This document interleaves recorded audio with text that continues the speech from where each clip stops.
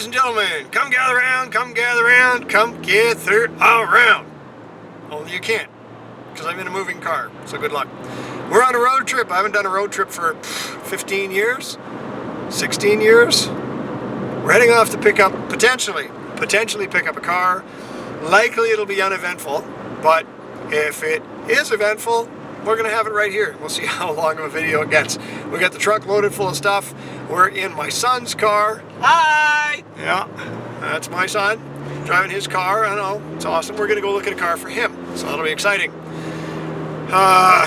We'll take a look at it. We'll tell you about it, and we'll report back while we're doing it, so you can watch along. And if it goes wrong, at least it's on camera. Always good. All right, so here we go. Like, share, and subscribe. I'm gonna save that to the end. Oh. All right, let's go. Currently we're driving through Lake Country. I think that's called Sunburn Hill. It's faces west in the Okanagan. Notice not much in the way of vegetation because it gets hot.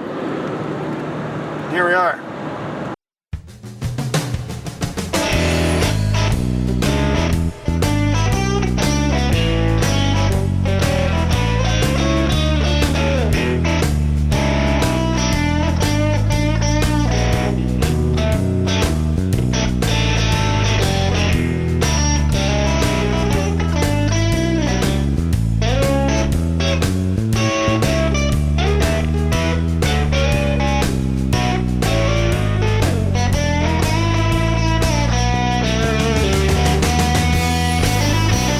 Just outside of Armstrong on the highway to Falkland. I think we're doing Highway 97 north. Hungry. It's like 5:15. So we'll get gas, probably visit the loo, and then get something to eat. Not in the same place probably, but here we are. A lot of trees, ugliness out here. Trees, but not the prettiest of scenery. Sometimes you come across a yard that's full of old cars. That's a nice place to stop in and see if you can get stuff. Like here we are. Look at that. There's an old Fairlane that's in there. Maybe you need rigs or lumber. Or a boat. Who knows? Maybe you need a boat. Yeah. So, don't know if these guys are hospitable, but there's always used cars and stuff in yards out in the Tuoleys. Golly, I miss living in the Tuoleys. All right, I'll check back in a bit.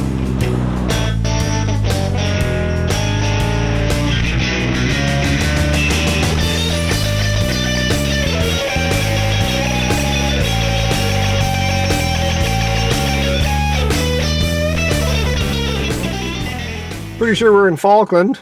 Not saying this thing burns oil, but we're checking the oil under there, making sure it's good. Filled up with fuel. Looks like the cheap stuff is $1.59.9 for 87 octane. No idea what we're getting for fuel economy. Stopping here for gas and the loo. And we might stop for lunch or supper. The vape shop is open, just in case you're into that. All right, we'll check back.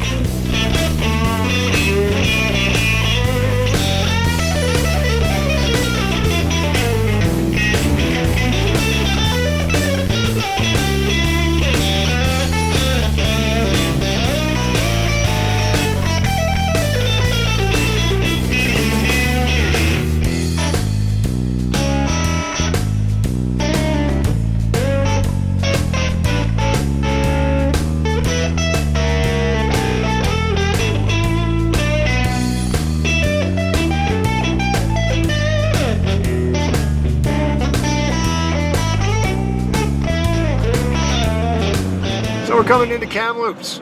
I spent a lot of time here as a kid. My grandparents used to live here in Kamloops on actually apparently nasty part of Kamloops, a pretty gross section of town, but there's some fondness there.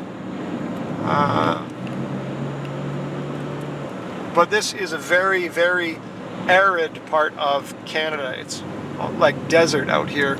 You can't really see it, but it's like there's nothing grows on these mountains. Sparse trees, tumbleweeds, and oh my gosh, does it ever get hot here in the summer. So, kind of fun. We're stuck behind a truck because why not? And there we go. So, next stop, when we get to the other side of Kamloops, we're hoping to find the highway that will take us out to Cache Creek. So we'll check back around there. So far the roads are nice, which is good, albeit slow. Ugh, faster. All right, later.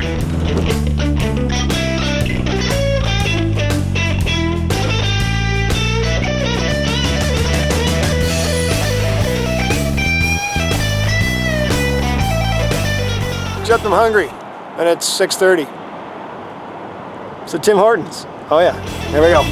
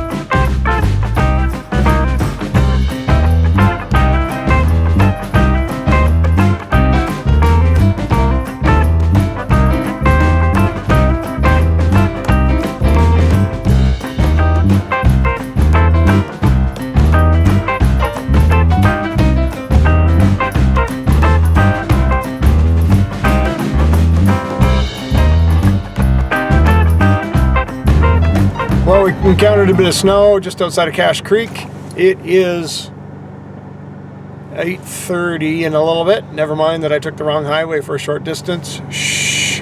Apparently I can't read a map. We're in Cache Creek. What part of Cache Creek? The electric charging station and the community hall. It's pretty much as I've remembered it. It's Cache Creek. Next stop, we probably going to be near 100 Mile House. I don't know.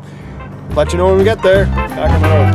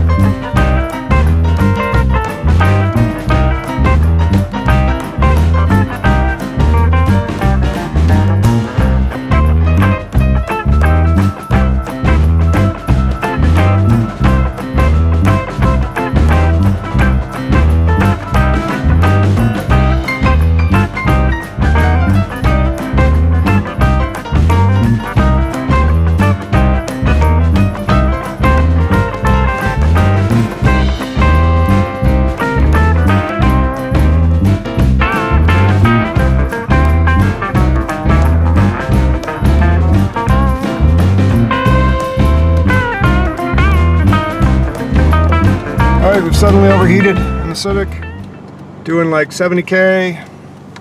We're on the road. I'm gonna take a look. Overheat brake. Yeah. Can you put the four ways on?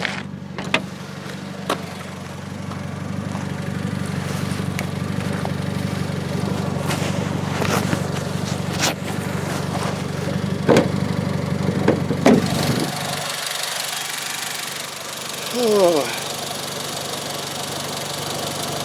A drop.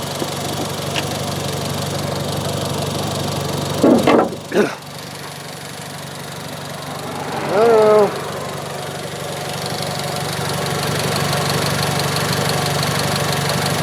Oh, come on.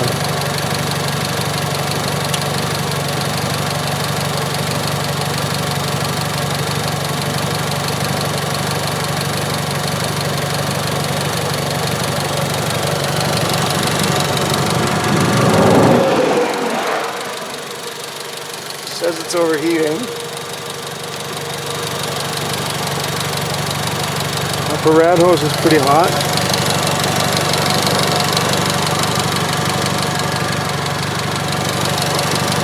Fans are not turning on.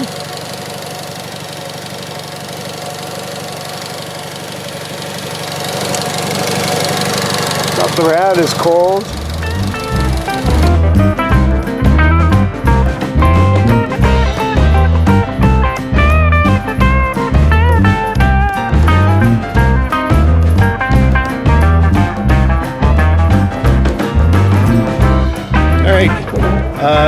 I don't know where we are. Somewhere between 70 mile and 100 mile house. It's like whiteout conditions. The car took a little bit of coolant. Currently, we're able to do 20 kilometers an hour. That's like 15 miles an hour. I have to watch the curb, because if I don't watch the curb, I don't know where I am. And then I hit the rumble strips in the center to cross the center line. So it's interesting. But we did put some coolant in. It's not overheating anymore. Welcome to Canada. Yeah, I know. Eh? So, man, this is... Whether we get to 100 mile or not, we're going to find out. All right, carry on.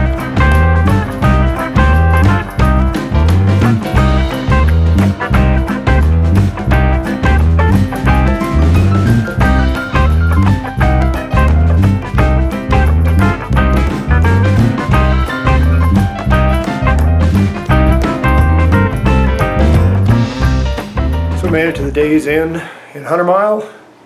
I have never driven so slow, looking inches in front of the vehicle to try and see where I'm going. We got down to 20 kilometers an hour, but we made it. Alright, hopefully a good night's rest, and we'll see what happens tomorrow. Tune in. Well, it's the next morning. Surprisingly,